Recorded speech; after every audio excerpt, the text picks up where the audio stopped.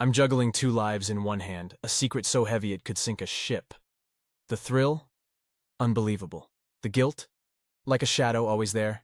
It started innocuous enough, a fling I thought I'd control, but here I am, deep in the chaos of my own making. So I got this second phone, right? A burner for just in case. Kept it in the back of that drawer my hubby never opens. You know, the one filled with old birthday cards and miscellaneous cables. Each beep from that phone was like a shot of adrenaline. Exciting, but dang, the fear of getting caught was real. Then out of nowhere, hubby comes home with flowers and plans for date night. Sweet, yeah, but it hit me hard. There I was, living a double life, and he's there, all lovey-dovey. Made me feel like the scum of the earth. But did I stop? Nah. I chalked it up to complicated adult stuff and kept at it. Working late again, babe, became my go-to excuse. The lies slipped off my tongue smoother than butter. Meeting my lover while pretending to crunch numbers at the office. The thrill of sneaking around had me hooked, but every I love you text from my husband twisted the knife a bit deeper. Hubby wasn't clueless, though. My late nights in the cold bed next to him started adding up. Suspicion crept into his eyes, and it scared the living daylights out of me. One night, he decided to surprise me at work, only to find my desk as empty as our conversations had become. Ouch. Then there's my lover, always on about us and a future together. "Leave my husband," he said, like it was as easy as changing shoes. Torn, you bet. My heart was in a vice, squeezed by loyalty on one side and desire on the other. So here I am, stuck in this mess of my own making. Each step feels like I'm walking on a tightrope, one wrong move from tumbling down. It's a tale of caution, really. Be careful what you wish for, or you might just get it, along with a side of heartache you never ordered. There I was, thinking I had it all under wraps, right? Until one day, hubby finds this receipt. A hotel room for two, not exactly the kind of souvenir you bring back from a work trip. "Whose is this?" he asks, holding it up like it's some sort of evidence. My heart skipped a beat or maybe three. "Oh, that? Must be from a colleague," I stammer, fumbling with my words. But the look in his eyes, it's like he's seeing right through me. Next thing I know, I'm out on what's supposed to be a regular night. Only, it's not, because he's there, trailing behind me like some detective. And me, clueless, walking straight into the trap I've set for myself. When I meet my lover, it's all laughter and stolen kisses until I turn around and see no one. But the damage is done. Unbeknownst to me, my husband's world is crumbling. He confronts me later, his voice a mix of hurt and anger. "Are you seeing someone else?" Point blank, direct hit. I do what I do best. I lie. "You're imagining things," I say, hoping to God he buys it. But we both know it's a dance around the truth. The argument that follows, it's not pretty. Accusations flying, words that we can't take back. And through it all, I'm sinking deeper into this mess. Despite everything, I can't let go. The affair, it's like a drug, addictive, consuming. But now, there's fear. Fear of losing everything. My husband, though, he's not sitting idle. He's got doubts and he's acting on them. A GPS tracker on my car? Yeah, that's his next move. Clever and devastating. I plan this getaway, a weekend of escape. Just a girl's trip, I lie, spinning another web. He nods, but his eyes, they're not convinced. And why should they be? The GPS is his silent witness, tracking every move, every lie. When he confronts me again, it's with cold, hard facts. "I know about the hotel," he says, and the world as I know it starts to crumble. There's no wriggling out of this one. The confrontation is raw, real, and it's tearing us apart. In that moment, everything changes. The lies, the secrets, they're all out in the open. And me? I'm caught in the middle, torn between a love that's forbidden and a marriage that's falling apart. What started as a thrill has turned into my worst nightmare. And the worst part? I've got no one to blame but myself. I was thinking I could keep the lid on my double life, when suddenly everything started to unravel. It wasn't just a thread pulling loose, it was the whole damn sweater. My husband, the guy I thought was too trusting, too loving to ever suspect a thing, turned into a regular Sherlock Holmes. He found my second phone, the one I thought was so cleverly hidden in that old dusty drawer. I mean, who checks there, right? Apparently he does. And boy, did he hit the jackpot. Texts, photos, all the proof he needed served up on a silver platter. The confrontation was like a scene straight out of a bad movie. "Is this yours?" he asked, tossing the phone my way. My heart dropped. "We need to talk," he said, his voice cold, a stark contrast to the warmth I was used to. I knew the jig was up. I tried to explain, to tell him it wasn't what it looked like, but who was I kidding? It was exactly what it looked like. "How could you?" he asked, the hurt in his eyes cutting deeper than any words could. I wanted to crawl into a hole, disappear. But there was no escaping the truth. The word divorce came out of his mouth like a bullet. I felt my world shatter around me. This wasn't how it was supposed to go. I thought I could have my cake and eat it too, but here I was, about to lose everything I held dear. Moving out was a blur. Packing up my life into boxes, leaving the home we built together, the family we dreamed of. Every item I touched was a reminder of the life I was losing, the mistakes I made. The silence of the house echoed my regrets. And as for my lover, the one I risked it all for, suddenly, he was nowhere to be found. The excitement, the passion, it all faded away when reality hit. "This is too complicated," he said, the final nail in the coffin of our affair. Left alone, I realized the heavy price of betrayal. Looking back, I see where I went wrong, the moments I chose the thrill over the love and trust of my husband. But there's no going back, only forward, into a future I never imagined, filled with uncertainty and the consequences of my actions. Just when I thought things couldn't get any worse, they did. My husband, the man I swore to spend my life with, filed for divorce. It wasn't just a formality, it was a declaration that he was done, completely and utterly done with me. No second chances, no late-night talks to hash it out, just a cold hard end to our chapter together. I tried, tried to apologize, to explain myself, to make him see that the woman he married was still here, beneath all the mistakes. But he wouldn't have any of it. "I can't even look at you," he said, his voice void of the warmth I once knew. It felt like he'd ripped my heart right out of my chest. Then came the fallout with our friends. It's funny how quickly people show their true colors. One by one, they picked sides. And surprise, surprise, not many chose mine. The invitations dried up, the group chats went quiet, and just like that, I was on the outside looking in. The hardest part was seeing my husband and daughter together. A perfect little unit without me. I'd catch glimpses from the distance, moments I wasn't a part of. My daughter's laughter, which once filled my world, now sounded like a melody from a foreign land. The pain of that realization, indescribable. As if that wasn't enough, my lover, the reason for all this chaos, decided he couldn't trust me. "How can I be with someone who cheats?" he said, as if he hadn't been the other man. The irony wasn't lost on me, but it still stung.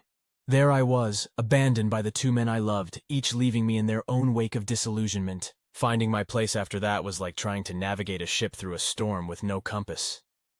I wasn't a wife anymore.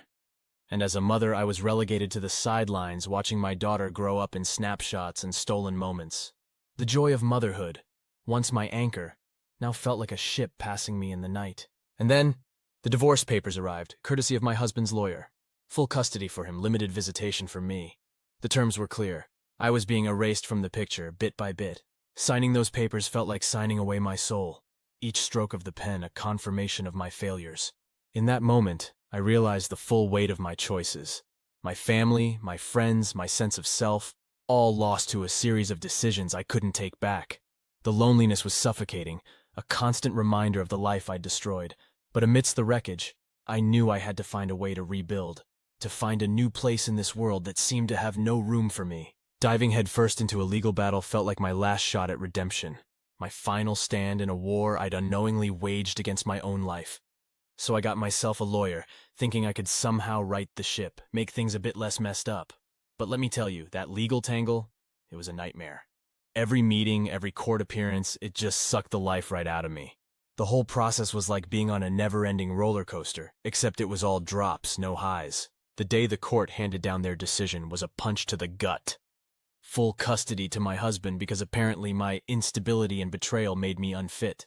Those words, they echoed in my head, a relentless reminder of the mess I'd made. And me? I was granted limited visitation rights, a few hours here and there to play mom. It was like being a guest in my own daughter's life. Every visit was a stark reminder of everything I'd lost, every mistake I'd made. Trying to piece my life back together was like building a house on quicksand. No matter what I did, the stigma of my actions, my choices, it was always there, lurking. People talk, and in a town where everyone knows everyone else's business, there's no escaping your past. It clung to me, a shadow I couldn't shake off. Then the final blow. My husband and daughter, they moved out of the city, chasing a fresh start away from the wreckage I'd caused. Hearing about it felt like I was losing them all over again, only this time it was final. They were moving on, building a new life where I was nothing but a memory, a cautionary tale. Social media, that digital window into other people's worlds, became a torture device, Pictures of them, smiling, happy without me, they cut deeper than any words could. Each photo, a glaring reminder of the life I was no longer a part of. My daughter growing up, milestones missed, moments I'd never get back. It was like watching the world move on while I stood still, trapped in a past I couldn't change. Reaching out to my family, I hoped for some semblance of support, a lifeline in the storm. But the damage was done. My choices, my affair, it had ripple effects I hadn't even considered. Conversations were strained, filled with unsaid judgments and disappointment. I was the black sheep, the cautionary tale, the one who'd strayed. They were polite, sure, but the warmth, the unconditional support, it was gone. Replaced by a polite distance that said more than any words could. Navigating this new reality, this life where I was the outsider looking in, it was a daily struggle. Every step forward felt like wading through mud. Every attempt to rebuild met with reminders of what I'd lost. It was a journey through a landscape of regret, each day a lesson in the cost of choices, and the price of seeking happiness at the expense of those you love. My husband, once my partner in all things, now treats me like I'm invisible, a ghost from his past he's determined to ignore. His focus? Our daughter's well-being, a noble cause that leaves no room for me, the architect of our family's downfall. So I turned to therapy, a last-ditch effort to claw my way out of this pit of guilt and loss. Sitting in that too-quiet room, facing a stranger with a notebook, I spill my guts. It's raw, it's real, and slowly I start to see a glimmer of light, a way to live with myself again. Therapy becomes my weekly confession, my sanctuary, and my challenge. Meanwhile, life in our small town goes on without me. My husband and daughter, they're a picture of happiness, a duo against the world. I see them by chance, laughing together, and the image burns. They're better off healed and whole while I'm still piecing myself back together. It's a punch to the gut, seeing how easily I've been erased, replaced. In a moment of madness or maybe hope, I try dating again. But it's a disaster. Trust, once broken, is like a shattered vase. You can glue it back together, but the cracks will always show. Dates end with polite excuses, the unspoken judgment hanging between us. My past, it seems, is a shadow I can't outrun. A story whispered in the corners of our small town. Then comes the news that cements my outsider status. My husband is getting remarried. The invitation that never arrives is a clear message. Our story is over, the final chapter written without me. His new beginning is a stark reminder of my endless middle, a life of consequences and what-ifs. But life has a cruel sense of humor. An invitation arrives, not for me, but for the person I used to be. My daughter's birthday party, a milestone in her life, and I'm invited to witness it from the sidelines. Please keep your distance, the note says, a polite way of saying, we don't want you here, but she's your daughter, so we can't exclude you completely. So I go. I stand at the edge of the park, hidden behind sunglasses and a scarf, watching my daughter celebrate without me. Her laughter, the way her eyes light up when she opens presents, the ease with which she moves through a life I'm no longer a part of. It's both beautiful and heart-wrenching. In that moment, the magnitude of what I've lost hits me full force. I'm a spectator in my own daughter's life, a mother without a child to hold, a woman adrift. This chapter, like the ones before it, is a lesson in acceptance and the harsh realities of the choices we make. As I watch my daughter from afar, I understand that this is my new normal. My journey is one of redemption, of finding a way to live with the scars and the shadows, and hopefully one day to step back into the light, however dim it may be. Just when I thought I'd hit rock bottom, life threw me another curveball. Word got around that my husband's new wife is pregnant. It felt like a punch to the gut, a physical manifestation of the life he's built without me, of the future I forfeited the moment I made my choice. Their happiness, that growing family. It was like watching a ship sail away while I'm stuck on the dock, weighed down by anchors of guilt and regret. Trying to distract myself, I dove into new hobbies, joined a couple of local clubs, pottery, painting, even a book club. But each activity was just a reminder of my solitude, surrounded by people yet feeling completely alone. My attempts at small talk felt hollow, laughter forced. It's hard to connect when you're dragging around a suitcase full of remorse. Reaching out to old friends felt like grasping at straws, hoping for a lifeline. Some were polite, offering a coffee meetup filled with awkward silences and forced smiles. Others, well, they didn't bother hiding their disdain. It was clear, I was the maker of my own misery, a pariah in my own story. Each interaction left me feeling more isolated than before, a ghost haunting the edges of my previous life. Then came the news that felt like the final nail in the coffin. My husband and his new family were moving out of state, a fresh start for them, a deeper chasm of loss for me. It's one thing to live a few streets away from your past, quite another to have it whisked out of reach, across state lines, into a world where you're nothing but a memory, and not a fond one at that. Driven by a mix of desperation and longing, I made one last attempt to see my daughter. I reached out to my husband, hoping for a moment of compassion, a chance to say goodbye. But the door was firmly shut. "It's better this way," he said, his voice devoid of the warmth it once held for me.